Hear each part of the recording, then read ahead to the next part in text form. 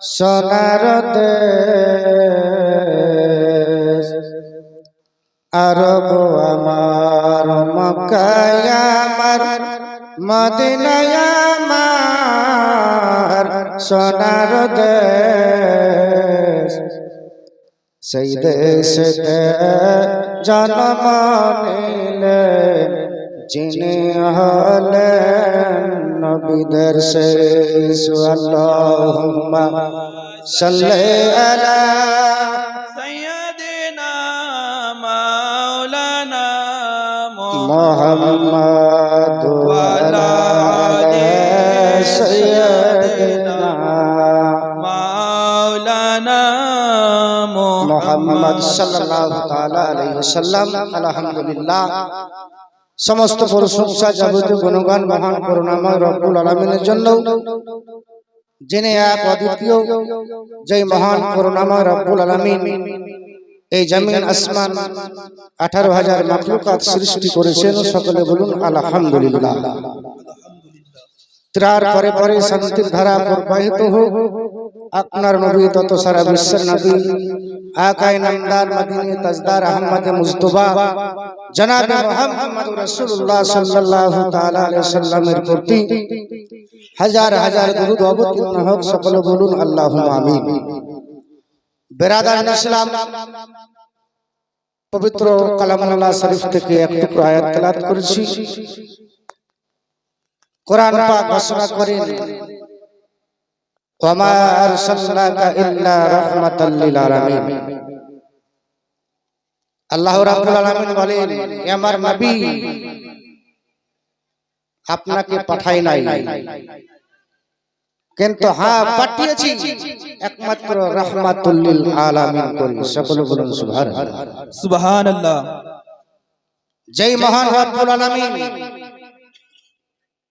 তিনার প্যারা নবীকে এই বিশ্ব জগতে রাহমাতুল লিল আলামিন করে পাঠিয়েছেন, আজকে তিনার দৌলতে আজকে আমরা ইসলাম গ্রহণ করেছি, আজকে আমরা মুসলমান হয়েছি, আজকে আমরা সেই শেষ নবীর উম্মত। ব্রাদার, সেই বিশ্ব নবী সাল্লাল্লাহু তাআলা আলাইহি ওয়াসাল্লাম যখন দুনিয়ায় আসলেন, এই দুনিয়া অন্ধকার দুনিয়াকে নবী আমার আলোকিত করলেন। দয়ার নবী আমার মক্কার সরজমিনে জন্মগ্রহণ করার পর এই ইসলামের বাণী প্রচার করলেন। সেই মহান রব্বুল আলামিন তিনার নবীকে যে রাহমাতুল লিল আলামিন করে প্রেরণ করেছেন, সেই নবী আমার ইসলামের বাণী প্রচার করতে আরম্ভ করলেন। আস্তে আস্তে এই অন্ধকার যুগে যারা তখনও কলমা পড়ে মুসলমান হন নাই, নবী আমার এই মক্কার জমিনে ইসলামের বাণী আরম্ভ করলেন। আস্তে আস্তে ধাপে ধাপে নবীর কথা শ্রবণ করে কিছু মুসলমান হলেন। সকল বলুন সুবহানাল্লাহ। নবী আমার ইসলামের বাণী প্রচার করছেন। তিনার চাচা আবু জাহেল, তিনি বেধর্মী কাফির, তিনার দলবল অনেক লম্বা চওড়া। বেরাদার ইসলাম, দয়ার নবী আমার ইসলামের বাণী প্রচার করছেন। নবীর কথা শুনে অনেক বেধর্মী ইসলাম গ্রহণ করছেন।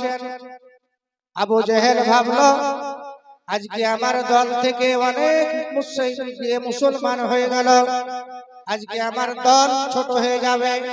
আস্তে আস্তে ওই মুহাম্মদ ইবনে আব্দুল্লাহর কলমা পড়ে মুসলমান হয়ে যাবে। যদি এই করে মুহাম্মদ ইবনে আব্দুল্লাহকে ছেড়ে দেওয়া হয়, তবে আমার দলের শক্তি কমে যাবে। আমার দল ছোট হয়ে যাবে। ব্রাদার, আবু জেহেল মক্কার সরজমিনে এলান করে দিলেন, এই মক্কার দলেরা, আমার যুবক সাথীরা, তোমরা শুনো, মুহাম্মদ ইবনে আব্দুল্লাহ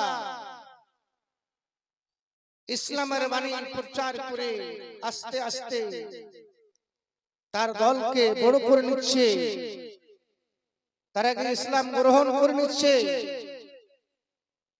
এই মক্কার যুবকরা শুনো,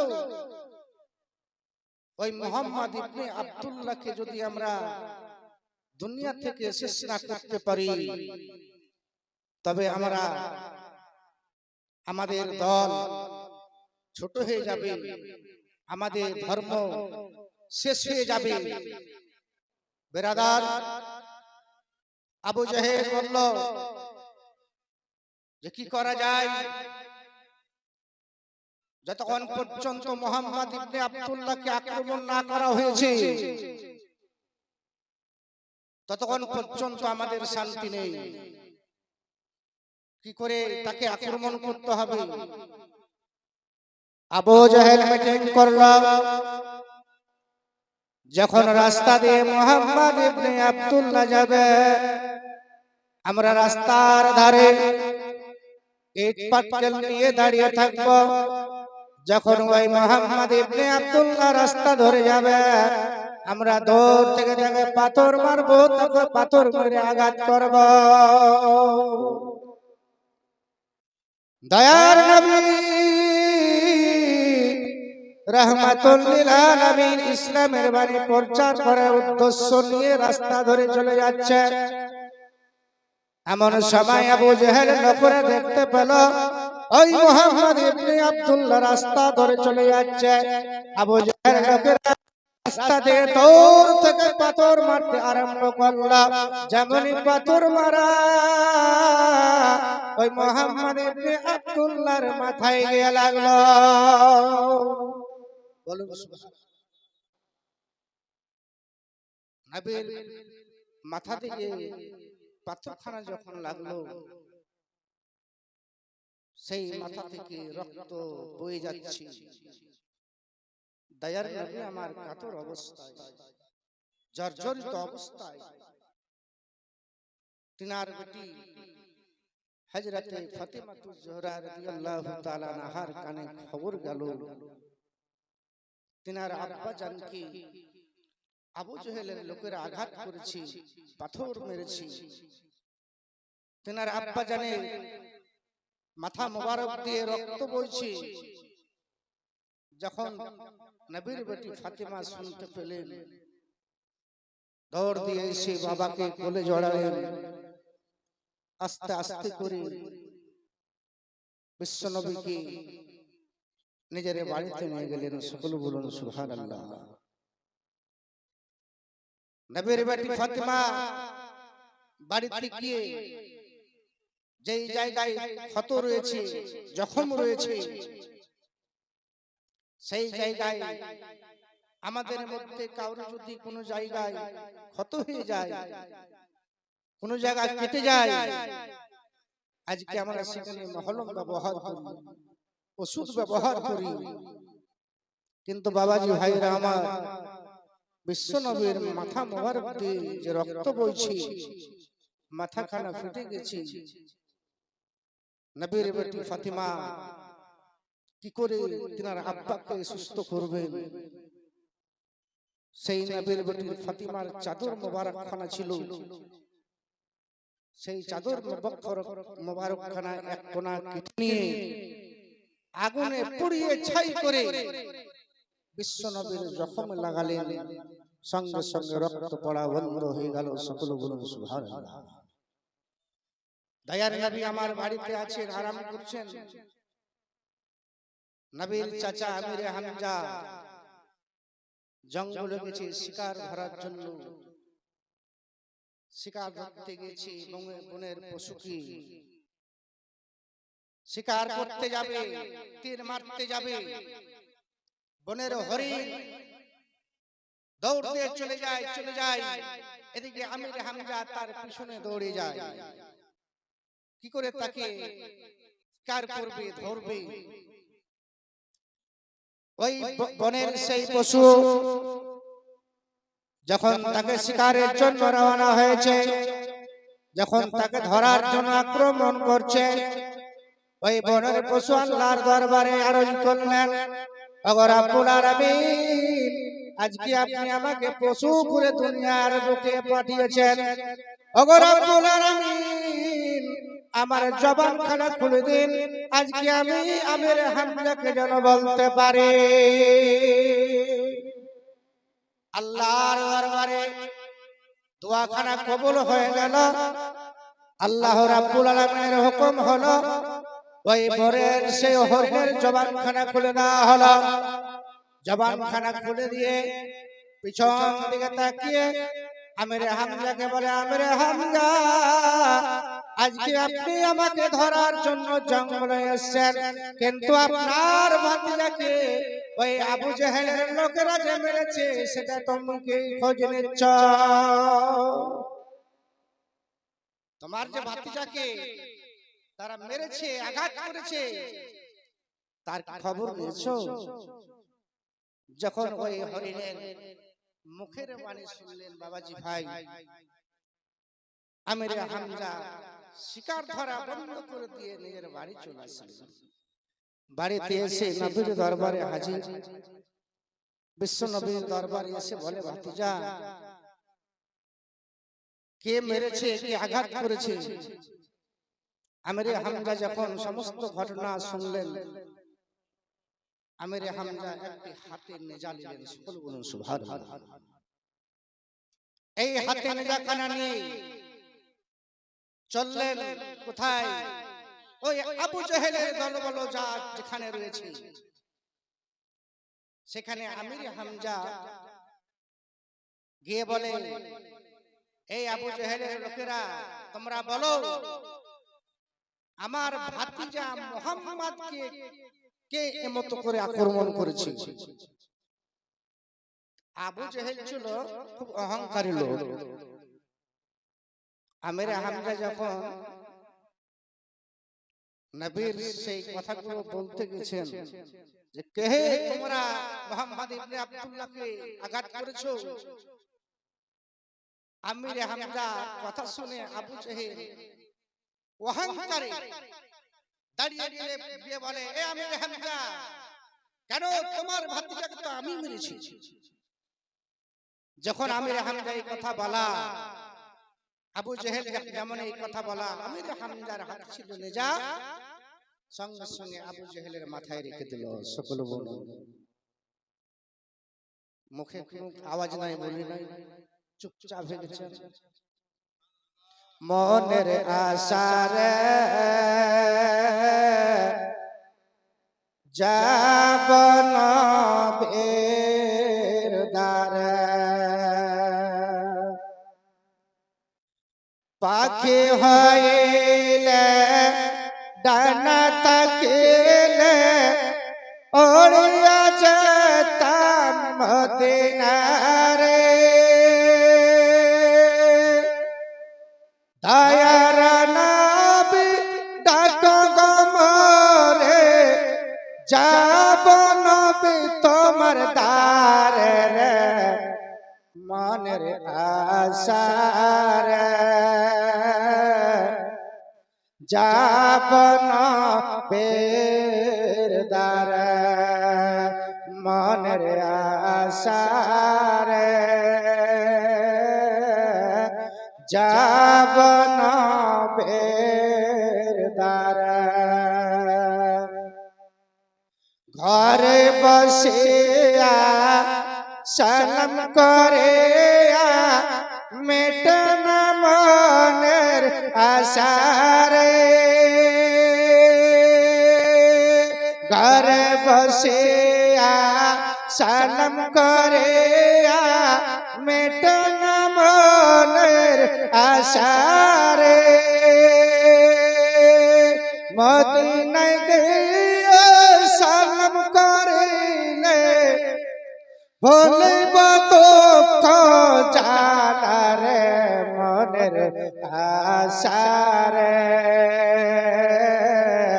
যাব নবের দ্বারে মনের আশারে যাব নবের দ্বারে আরব সাগর দেব পারে সঙ্গ নাই মোর তরে রে আরব সাগর দেব পারে সঙ্গ নাই মোর তরে রে দরিয়ার মাঝি করোনা দে পৌঁছাও সোনার মদিনায় রে মনের আশারে যাব নবের দ্বারে আল্লাহুম্মা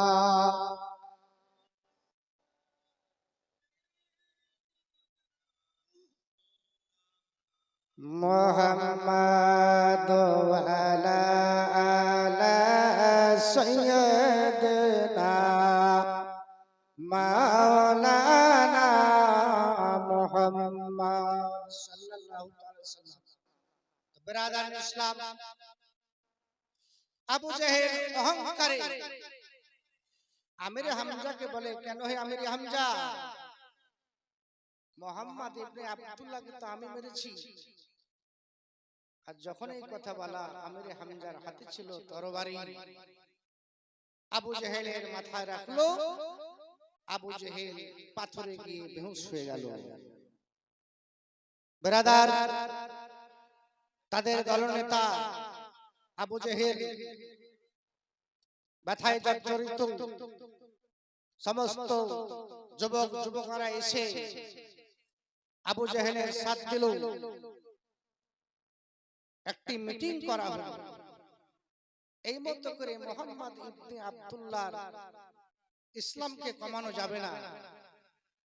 আমাদের দল থেকে অনেক মানুষ গিয়ে তার ইসলাম গ্রহণ করে মুসলমান হয়ে যাবে, তার দল লম্বা হয়ে যাবে, বড় হয়ে যাবে। এই মুহাম্মদ ইবনে আব্দুল্লাহকে এমত করে কমানো যাবে না। মিটিং করলো, তোমরা বলো ওই মুহাম্মদ ইবনে আব্দুল্লাহকে দুনিয়া থেকে কিভাবে সরিয়ে দেওয়া যায়। সকল বলুন সুবহানাল্লাহ।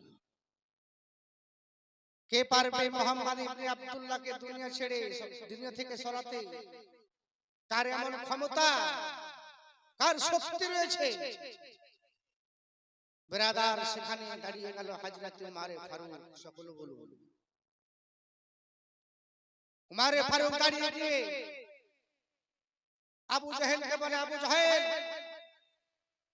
এই যে আমি উমর, আমি প্রতিজ্ঞা করছি ওই মুহাম্মদ ইবনে আব্দুল্লাহর গর্দনকে আমি উড়াবো। সকল বলুন সুবহানাল্লাহ। বিরাদার,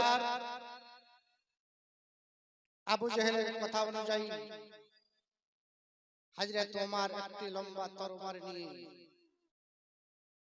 চলে যাচ্ছে রাস্তা ধরে। রাস্তায় যেতে যেতে হযরত নাঈমের সঙ্গে দেখা। হযরত নাঈমের সঙ্গে যখন দেখা হলো, ওমর ফারুককে বলে, এত বড় লম্বা তরবারি নিয়ে কোথায় যাবে? ওমর ফারুক বলে উঠল যে এই লম্বা তরবারি নিয়ে যাচ্ছি মুহাম্মদ ইবনে আব্দুল্লাহর গর্দনকে উড়াতে। হযরত নাঈম বললেন, হে ওমর, আমি বলছি মুহাম্মদ ইবনে আব্দুল্লাহর গর্দনকে উড়াতে পারবে না। সকলে বলুন সুবহানাল্লাহ। উমর ফারুক কার নাম? যে উমর ফারুক রাস্তা দিয়ে যদি হেঁটে যেত, যদি সাপ রাস্তা দিয়ে চলতো, হযরত উমর ফারুকের চেহারাখানা দেখতে গেলে সাপ গর্তের মধ্যে ঢুকে যেত। সকলে বলুন সুবহানাল্লাহ। যে উমর ফারুক রাস্তা দিয়ে চলতো, আশেপাশের মেয়েরা দেখতে গেলে বাড়ির দরজা লাগিয়ে দিত। রাস্তার ধারে নদী রয়েছে, পুকুর রয়েছে, পুকুরের মধ্যে মাছ খেলাধুলা করছে। হযরত ওমর ফারুকের চেহারাখানা দেখতে গেলে সেই খেলাধুলা মাছ জলের মধ্যে চলে যেত। সকলে বলুন সুবহানাল্লাহ।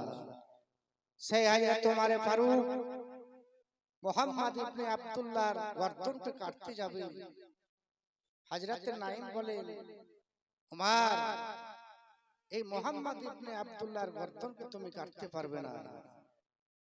হযরত ওমর বলে, নাঈম, কেউ নাঈম, আমি বুঝতে পেরেছি তুমি মুহাম্মাদের কলমা পড়ে মুসলমান হয়েছো, তার জন্য মুহাম্মাদের দিক থেকে কথা বলছো। তবে দেখা যাক আমি ওই মুহাম্মদ ইবনে আব্দুল্লাহর গর্দনকে কাটতে পারি কিনা। হযরত নাঈম বলে, ওমর, তুমি কাটতে পারবে না। তুমি আগে নিজের বাড়ির খবরটা নিয়েছো। তোমার বোন সেই নবীর কাছে কলমা পড়ে তারা মুসলমান হয়ে গেছে। আজকে ব্রাদার সেই উমর ফারুক বিশ্ব নবীর গর্দনকে কাটতে যাবে। হযরত নাঈম চ্যালেঞ্জ করলেন, ওমর, তুমি কিছুতেই পারবে না। উমর ফারুক বলে, নাঈম, আমি ওমর, সেই উমরকে দেখে এই দেশের মানুষ ভয় করে, জঙ্গলের পশুরা ভয় করে। আজকে আমি আপনার গর্দন কাটবই। হযরত নাঈম বলেন, আমি এখানে দাঁড়িয়ে থাকছি, আমি চ্যালেঞ্জ করছি মুহাম্মাদের গর্দন কাটতে পারবে না। আর যদি আপনি কেটে দেন, আপনি এসে আমার গর্দনকে কেটে দেবেন। হযরত নাঈম সেখানে দাঁড়িয়ে থাকলেন। হযরত ওমর ফারুক লম্বা তরবারি নিয়ে রাস্তা দিয়ে চলে যায়। রাস্তা দিয়ে চলে যাচ্ছে, একটি বুড়ি মেয়ের সঙ্গে দেখা। বুড়ি মেয়ের সঙ্গে দেখা হলো। ওই লম্বা তরবারি কাটা দেখে ওই বুড়িমা বলে, উমর, এই লম্বা তরবারি নিয়ে তুমি কোথায় যাবে? হযরত ওমর বলেন, মা, আজকে আমাদের মক্কার জমিনে একজন ধর্ম প্রচারক রয়েছে। সেই ইসলামের বাণী প্রচার করে, ইসলামের বাণী প্রচার করে তার দল লম্বা করে নিল, বাড়িয়ে নিচ্ছে। আজকে ওই মুহাম্মাদের গর্দনকে আমি কাটতে যাব। বুড়িমা বলেন, ওমর, যেই মুহাম্মাদের কথা বলছো, সেই মুহাম্মাদের গর্দন তুমি কাটতে পারবে না। উমর ফারুক চিন্তা করতে লাগলেন, ব্যাপার হযরত নাঈম বলছে মুহাম্মাদের গর্দনকে কাটতে পারবে না, আর একটা বিএফের আবার বুড়ি মায়ের সঙ্গে দেখা, তিনিও বলছেন মুহাম্মাদের গর্দনকে উড়াতে পারবে না। ব্যাপারটা এই বুড়ি মায়ের সঙ্গে কথা চলছে। বুড়িমা বলছে, উমর, আমি সত্যি কথা বলছি, মুহাম্মাদের গর্দন তুমি কাটতে পারবে না। সকলে বলুন সুবহানাল্লাহ।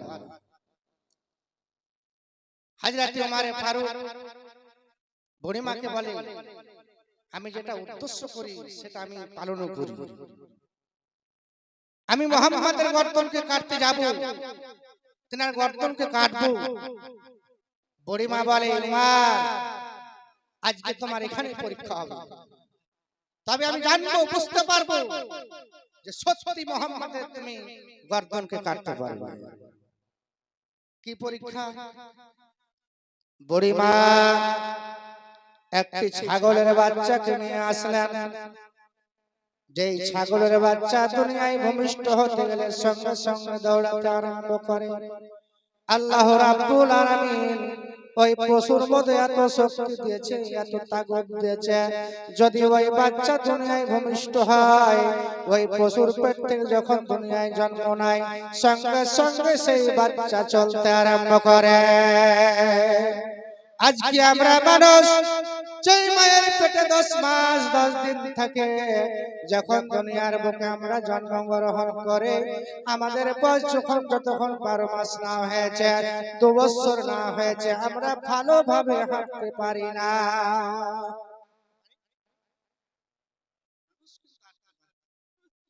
একটা ছাগলের বাচ্চা আল্লাহ রাব্বুল আলামিনের কত দান।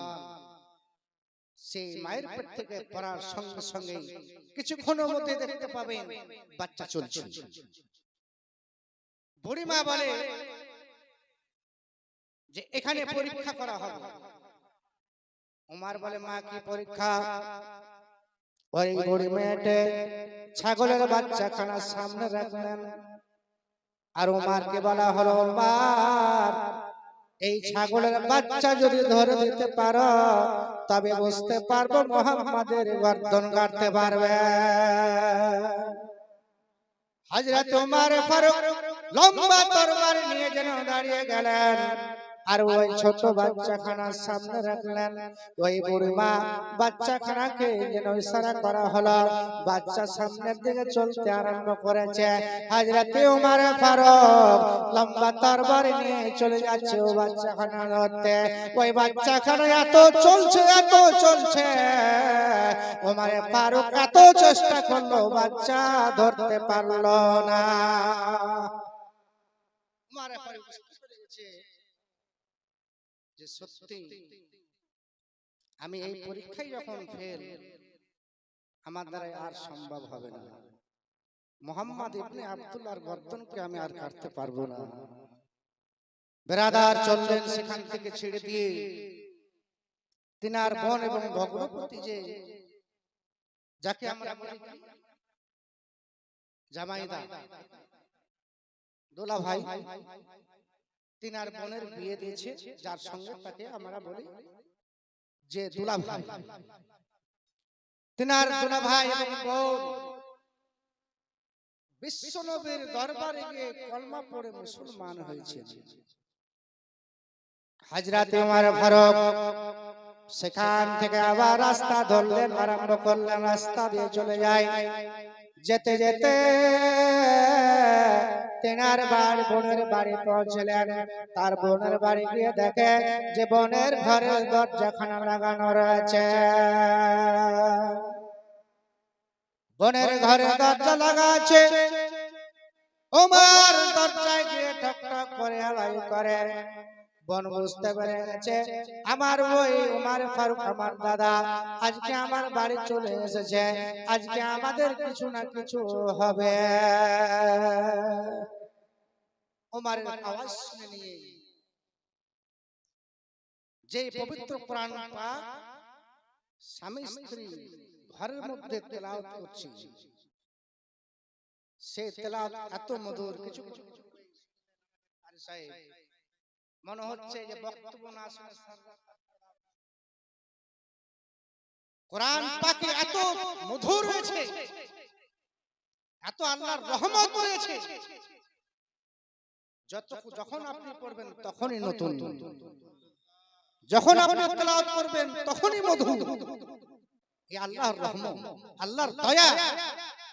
আজকে আমরা দুনিয়ার বই কিতাব, আমরা স্কুলে কলেজে বহুত বই আমরা পড়ে থাকি। একবার যদি পড়ে নেওয়া হয় দ্বিতীয়বার পড়তে আমাদের মনে অলসতা আসে না? এতে কালকে পড়েছি, এই কিছুক্ষণ আগে পড়লাম, কিন্তু আল্লাহ রাব্বুল আলামিন এই দুনিয়ার জমিনে এত সুন্দর একটা কিতাব আল্লাহর তরফ থেকে দুনিয়ার জমিনে নবীর প্রতি নাজিল হয়েছে। যে কোরআন পাক আপনি 10 মিনিট আগে পড়তে গিয়ে যা ইন্টারেস্ট পান, যা মজা পান, সেই আয়াত যদি আপনি আবার পড়তে যান ইন্টারেস্ট মজা সেটুকুই পাওয়া যায়।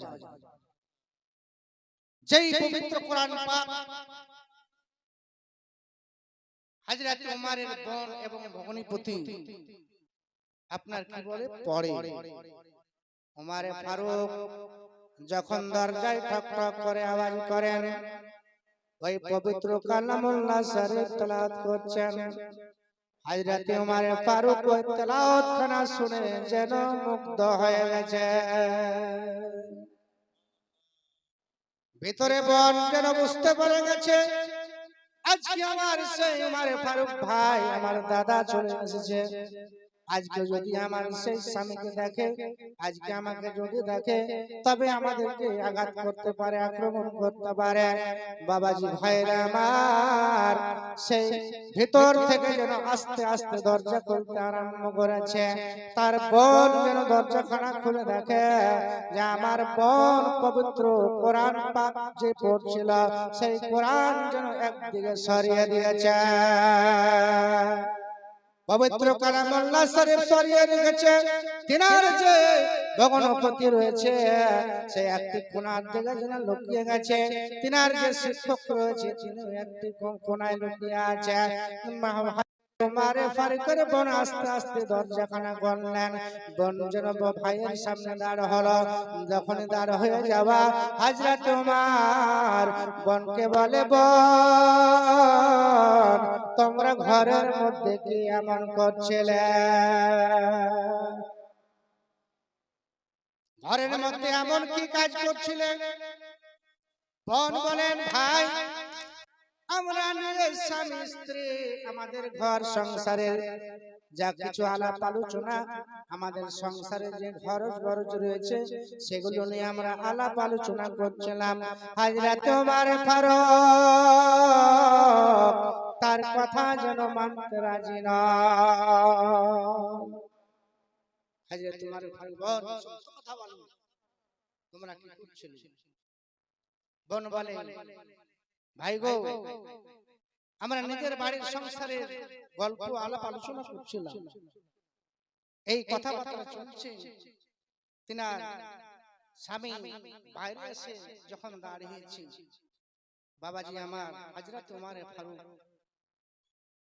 ওই তার ভগ্নপতিকে যেন এমন ভাবে আঘাত করলো, পাথরে গিয়ে তার মাথাখানা ফেটে গেল। সকলে বলুন সুবহানাল্লাহ। তিনার স্বামীকে দেখছেন জর্জরিত অবস্থায়। তিনার স্বামীর উপরে গিয়ে তিনি পড়লেন, কি করে আমার স্বামীর এই কষ্টকে ভাগ করে নেওয়া যায়। স্বামীর উপরে স্ত্রী যেন এই আঘাতকে কমার জন্য পড়ে গেলেন। এদিকে ওমর ফারুক রাগের বশতে মারতে আরম্ভ করেছে। এত মারলো, তিনার বোনের শরীর জর্জরিত হয়ে গেল। তা সত্ত্বেও কিন্তু এই ইসলামের বাণী, এই পবিত্র কোরআন শরীফ যে তেলাওয়াত করছেন, তখন বলে কি, ভাই আমার, আমরা নবীর দরবারে গিয়ে কলমা পড়ে মুসলমান হয়েছি। আর যখন আমরা মুসলমান হয়েছি, আমরা ঘরের মধ্যে ভিতরে স্বামী স্ত্রী পবিত্র আমরা কোরআন পাক তেলাওয়াত করছিলাম। ওমর ফারুক বলেন, বল, যেই তুমি মুহাম্মদ ইবনে আব্দুল্লাহর দরবারে গিয়ে কলমা পড়ে মুসলমান হয়েছো,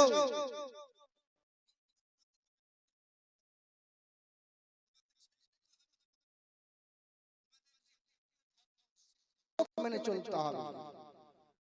ব্রাদার, বোন বলে, ভাই যদি আমার জানখানা কুরবান হয়ে যায়, এই দুনিয়ার জমিনে আমার যদি জান শেষ হয়ে যায়, যে মুহাম্মদ ইবনে আব্দুল্লাহ কলমা পড়েছে, আমি ওই কলমা ছাড়ব না। আল্লাহুম্মা সাল্লি আলা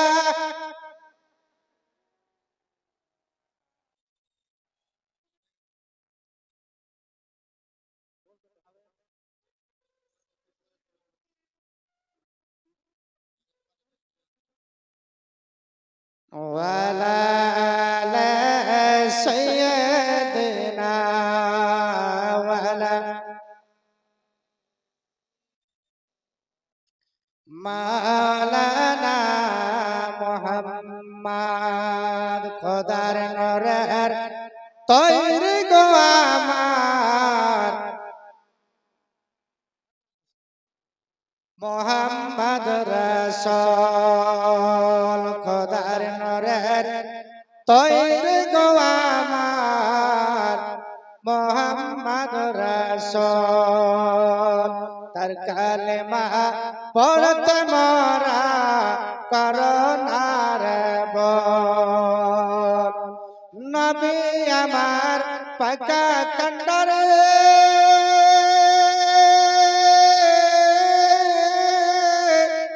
সব তাহলে ছাড়বেন তরে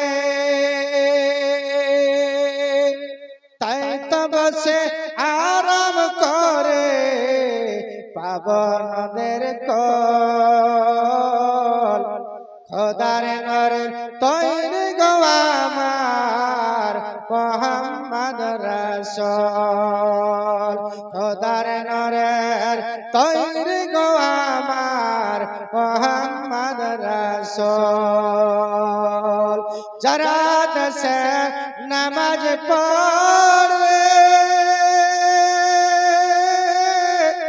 যারা দেশে রোজা রাখে রইব সুখে তার ঘরে হবে না নেকের সমতল খোদার নরের তৈরি গো আমার মোহাম্মদ রাসূল খোদার নরের তৈরি গো আমার মোহাম্মদ রাসূল ব্রাদার ইসলাম আমাদের বক্তা